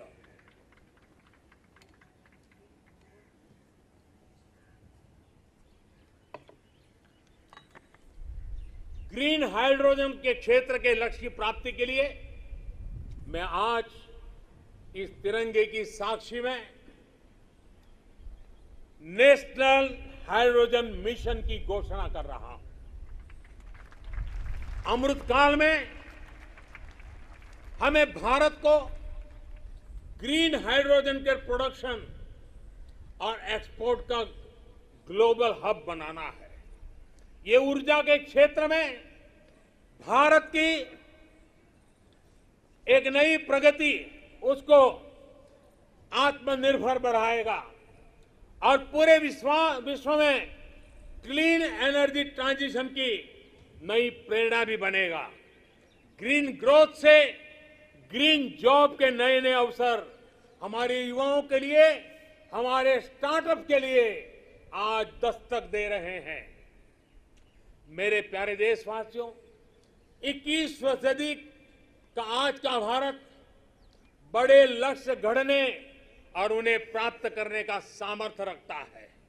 आज भारत उन विषयों को भी हल कर रहा है जिनके सुलझाने में दशकों से, सदियों से इंतजार था। आर्टिकल 370 को बदलने का ऐतिहासिक फैसला हो, देश को टैक्स के जाल से मुक्ति दिलाने वाली व्यवस्था, जीएसटी हो, हमारे फौजी साथियों के लिए वन रैंक वन पेंशन का निर्णय हो, राम जन्मभूमि केस का शांतिपूर्ण समाधान, ये सब हमने बीते कुछ वर्षों में सच होते देखा है। त्रिपुरा में दशकों बाद ब्रू रियांग समझौता होना हो, ओबीसी कमीशन को संवैधानिक दर्जा देना हो, या फिर जम्मू कश्मीर में आजादी के पहली बार बीडीसी और डीडीसी चुनाव, भारत की संकल्प शक्ति लगातार सिद्ध कर रहा है। आज कोरोना के इस दौर में भारत में रिकॉर्ड विदेशी निवेश आ रहा है। भारत का विदेशी मुद्रा भंडार भी अब तक के सबसे ऊंचे स्तर पर है। सर्जिकल स्ट्राइक और एयर स्ट्राइक करके भारत ने देश के दुश्मनों को नए भारत के सामर्थ्य का संदेश भी दे दिया है। ये बताता है कि भारत बदल रहा है, भारत बदल सकता है। भारत कठिन से कठिन फैसले भी ले सकता है और कड़े से कड़े फैसले लेने में भी भारत झिझकता नहीं है, रुकता नहीं है। मेरे प्यारे देशवासियों, सेकंड वर्ल्ड वॉर के बाद, द्वितीय विश्व युद्ध के बाद वैश्विक संबंधों का स्वरूप बदल गया। कोरोना के बाद भी पोस्ट कोरोना नए वर्ल्ड ऑर्डर की संभावना है। कोरोना के दौरान दुनिया ने भारत के प्रयासों को देखा भी है और सराहा भी है। आज दुनिया भारत को एक नई दृष्टि से देख रही है। इस दृष्टि के दो महत्वपूर्ण पहलू हैं, एक आतंकवाद और दूसरा विस्तारवाद। भारत इन दोनों ही चुनौतियों से लड़ रहा है और सधे हुए तरीके से, बड़ी हिम्मत के साथ जवाब भी दे रहा है। हम भारत अपने दायित्वों को सही तरीके से निभा पाए, इसके लिए हमारी रक्षा तैयारों को भी उतना ही सदृढ़ रहना होगा। रक्षा के क्षेत्र में देश को आत्मनिर्भर बनाने, भारत की कंपनियों को प्रोत्साहित करने के लिए, हमारे मेहनती उद्यमियों को नए अवसर उपलब्ध कराने के लिए हमारे प्रयास निरंतर जारी है। मैं देश को विश्वास दिलाता हूं कि देश की रक्षा में लगी हमारी सेनाओं के हाथ मजबूत करने के लिए हम कोई कसर नहीं छोड़ेंगे। मेरे प्यारे देशवासियों, आज देश के महान विचारक श्री अरविंदो की जन्म जयंती भी है। साल 2022 में उनका 150वां जन्म जयंती का पर्व है। श्री अरविंदो भारत के उज्जवल भविष्य के स्वप्न दृष्टा थे। वो कहते थे कि हमें उतना सामर्थ्यवान बनना होगा जितना हम पहले कभी नहीं थे। हमें अपनी आदतें बदलनी होगी। एक नए हृदय के साथ अपने को फिर से जागृत करना होगा। श्री अरबिंदो की ये बातें हमें अपने कर्तव्यों का ध्यान दिलाती है। एक नागरिक के तौर पर, एक समाज के तौर पर हम देश को क्या दे रहे हैं, ये भी हमें सोचना होगा। हमने अधिकारों को हमेशा महत्व दिया है।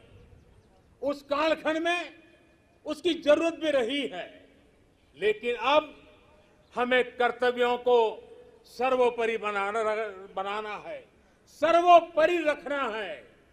जिन संकल्पों का बीड़ा आज देश ने उठाया है, उन्हें पूरा करने के लिए हर जन को जुड़ना होगा, हर देशवासी को इसे ओन करना होगा।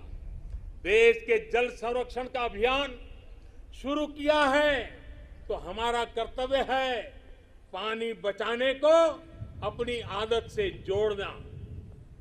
देश अगर डिजिटल लेन देन पर बल दे रहा है, तो हमारा भी कर्तव्य है कि हम भी कम से कम कैश वाला ट्रांजैक्शन करना। देश ने लोकल फॉर वोकल का अभियान शुरू किया है, तो हमारा कर्तव्य है कि ज्यादा से ज्यादा स्थानीय उत्पादों को खरीदे। देश के प्लास्टिक मुक्त भारत की जो हमारी कल्पना है, हमारा कर्तव्य है कि सिंगल यूज प्लास्टिक को इस्तेमाल पूरी तरह हमें रोकना होगा।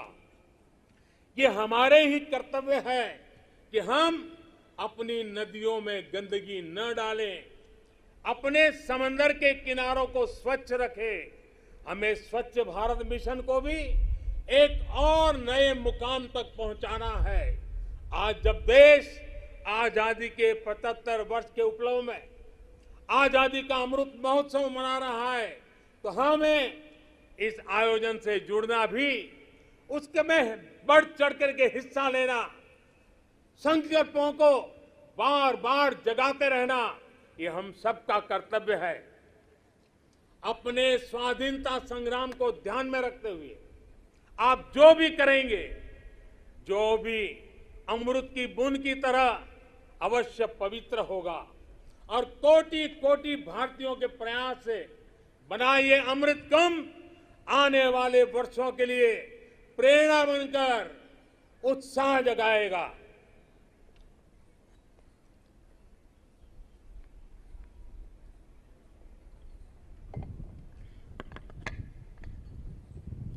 मेरे प्यारे देशवासियों, मैं भविष्य दृष्टा नहीं हूं, मैं कर्म के फल पर विश्वास करता हूं। मेरा विश्वास है मेरे देश के युवाओं पर, मेरा विश्वास है देश की बहनों पर, देश की बेटियों पर, देश के किसानों पर, देश के प्रोफेशनल्स पर। ये कैन डू जनरेशन है, कैन डू जनरेशन है। ये हर लक्ष्य हासिल कर सकती है। मुझे विश्वास है कि जब 2047 आजादी का स्वर्णिम उत्सव, आजादी के 100 साल होंगे, जो भी प्रधानमंत्री होगा, आज से 25 साल के बाद जो भी प्रधानमंत्री होंगे, वो जब झंडारोहण करते होंगे, तो मैं आज विश्वास से कहता हूं, वो अपने भाषण में जिन सिद्धियों का वर्णन करेंगे, वो सिद्धियां वही होगी जो आज देश संकल्प कर रहा है। ये मेरा विजय का विश्वास है। आज मैं जो संकल्प रूप में बोल रहा हूं, वो 25 साल के बाद जो भी ध्वजारोहण करते होंगे, वे सिद्धि के रूप में बोलेंगे। देश सिद्धि के रूप में उसका गौरव गान करता होगा। जो आज देश के युवा हैं, वो उस समय भी देखेंगे कि देश ने कैसे ये कमाल करके दिखाया है। 21वीं सदी में भारत के सपनों और आकांक्षाओं को पूरा करने से कोई भी बाधा अब हमें रोक नहीं सकती। हमारी ताकत हमारी जीवटता है, हमारी ताकत हमारी एकजुटता है, हमारी प्राण शक्ति राष्ट्र प्रथम सदैव प्रथम की भावना है। ये समय है साझा स्वप्न देखने का, ये समय है साझा संकल्प करने का, ये समय है साझा प्रयत्न करने का, और यही समय है हम विजय की ओर बढ़ चले। और इसलिए मैं फिर कहता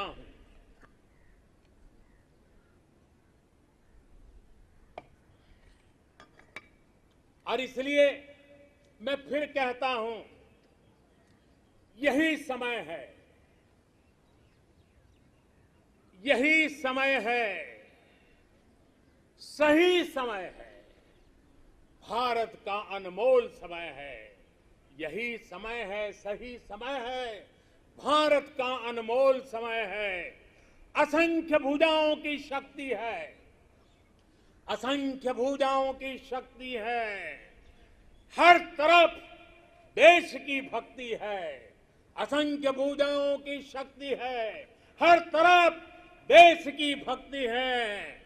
तुम उठो तिरंगा लहरा दो, तुम उठो तिरंगा लहरा दो, भारत के भाग्य को फहरा दो, भारत के भाग्य को फहरा दो। यही समय है, सही समय है, भारत का अनमोल समय है। कुछ ऐसा नहीं, कुछ ऐसा नहीं जो कर न सको, कुछ ऐसा नहीं जो पा न सको। तुम उठ जाओ, तुम उठ जाओ, तुम जुट जाओ। सामर्थ्य को अपने पहचानो, सामर्थ्य को अपने पहचानो, कर्तव्य को अपने सब जानो, कर्तव्य को अपने सब जानो। यही समय है, सही समय है, भारत का अनमोल समय है। जब देश आजादी के 100 साल पूरा करेगा तो देशवासियों के लक्ष्य यथार्थ में बदले, मेरी यही कामना है। इन्हीं शुभकामनाओं के साथ सभी देशवासियों को 75वें स्वतंत्रता दिवस की मैं फिर एक बार बधाई देता हूं। और मेरे साथ हाथ ऊपर करके बोलेंगे, जय हिंद, जय हिंद, जय हिंद, वंदे वंदे वंदे, भारत माता की, भारत माता की, भारत माता की। बहुत बहुत धन्यवाद।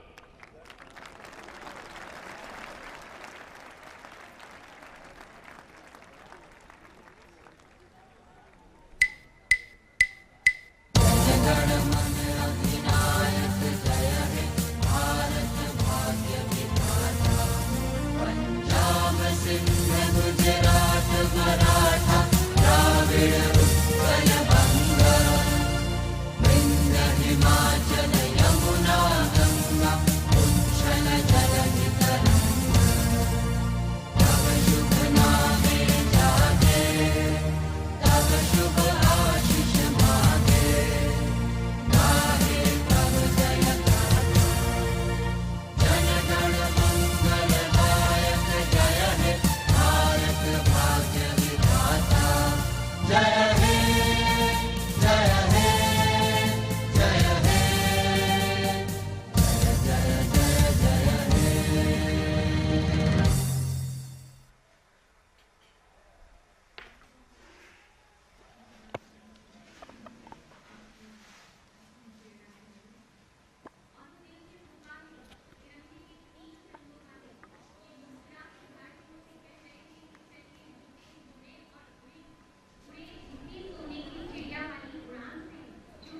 Prime Minister Narendra Modi concluding his address to the nation. And there we see the release of hundreds of balloons in the colors of the national flag. And as the light blue of the sky welcomes the colors of our national flag, freedom and independence take symbolic forms, light, free from baggage, and moving up towards a higher, hopeful, and harmonious future. The balloons as if carrying with them the vision and aspirations of more than 1.3 billion Indians. हमारी आज़ादी का ऐतिहासिक पड़ाव और आकाश तिरंगों के रंगों से रंगा हुआ। और इधर लाल किले की प्राचीर से प्रस्थान हो रहा है माननीय प्रधानमंत्री का ध्वजारोहण और उसके बाद प्रधानमंत्री का राष्ट्र को संबोधन, अभिवादन का आदान प्रदान।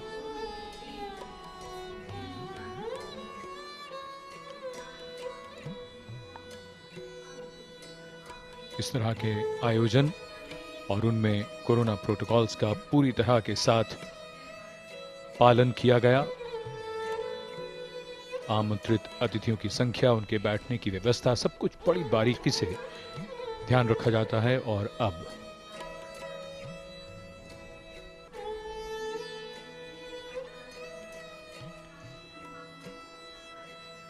सावन महीने की तेज धूप वाली सुबह, आकाश बिल्कुल साफ और धूप तेज है, सूर्य का प्रकाश अपने पूरे तेज के साथ।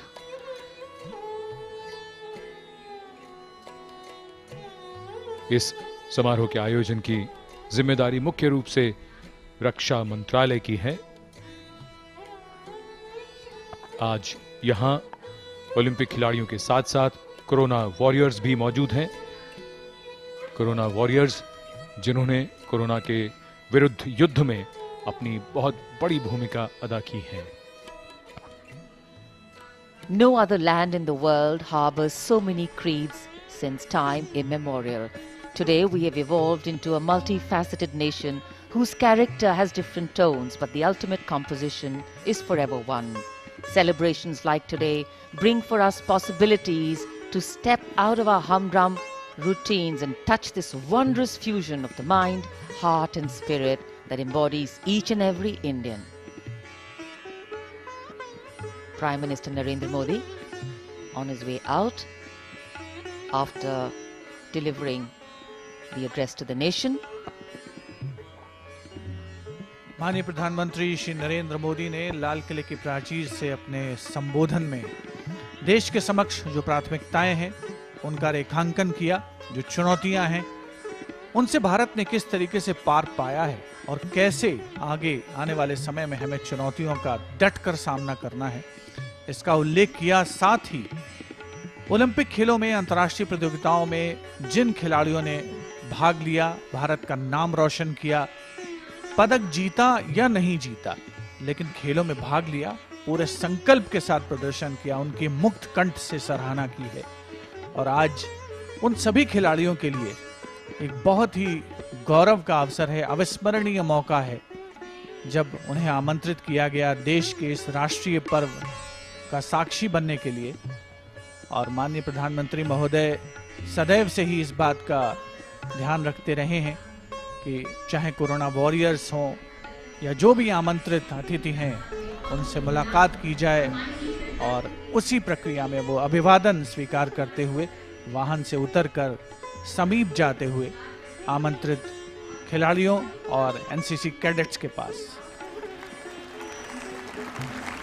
Prime Minister Narendra Modi meeting the Olympians. In fact, India registered its best medal tally of 7 medals at the Olympics. And other than the medals, all our teams definitely performed to their best, performed well,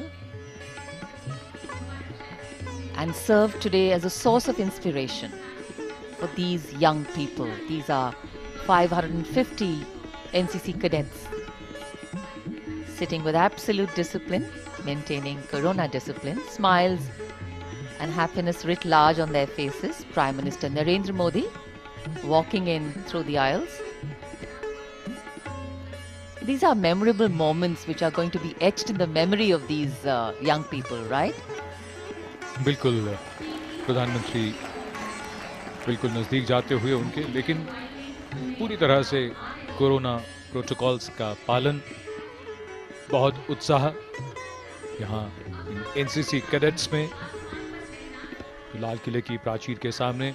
और माननीय प्रधानमंत्री कोई अवसर नहीं गंवाते जब वो यहाँ इन सब के नज़दीक पहुँचते हैं, और यह ऐतिहासिक अवसर उस पर अपनी खुशियों को साझा करते हुए उनके नज़दीक जाकर उनकी खुशियों में और इजाफा करते हुए।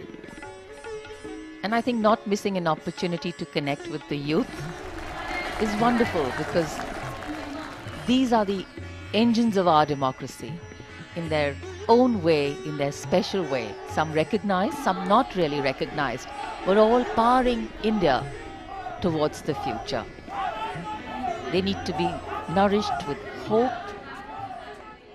75th इंडिपेंडेंस डे की थरम लोइसिलपगी मतम ओइरदुना भारत की प्रधानमंत्री हौसिक लेंथोपिरक्ले। की एक झलक पाने के लिए, उनके करीब पहुंचने के लिए आम जनता में कितना उत्साह है, ये स्पष्ट तौर पर उनके चेहरों से पढ़ा जा सकता है। सब माननीय प्रधानमंत्री महोदय के करीब आना चाहते हैं और इस राष्ट्रीय पर्व के साक्षी बने हैं। ओलंपिक में जिन खिलाड़ियों ने शिरकत की, उनसे माननीय प्रधानमंत्री महोदय ने हाथ हिलाकर उनका अभिवादन किया, उनका उत्साहवर्धन किया, और अब प्रस्थान कर रहे हैं समारोह स्थल यानी लाल किले की प्राचीर के सामने से। The Prime Minister now departing the venue.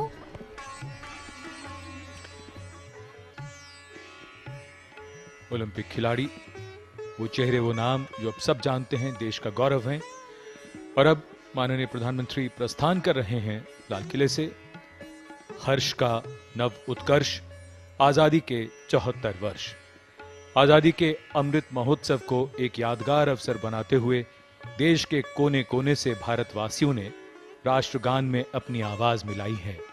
राष्ट्र की भावनाएं राष्ट्रगान के माध्यम से पूरा भारत एक आवाज, देश बने दुनिया का सरताज।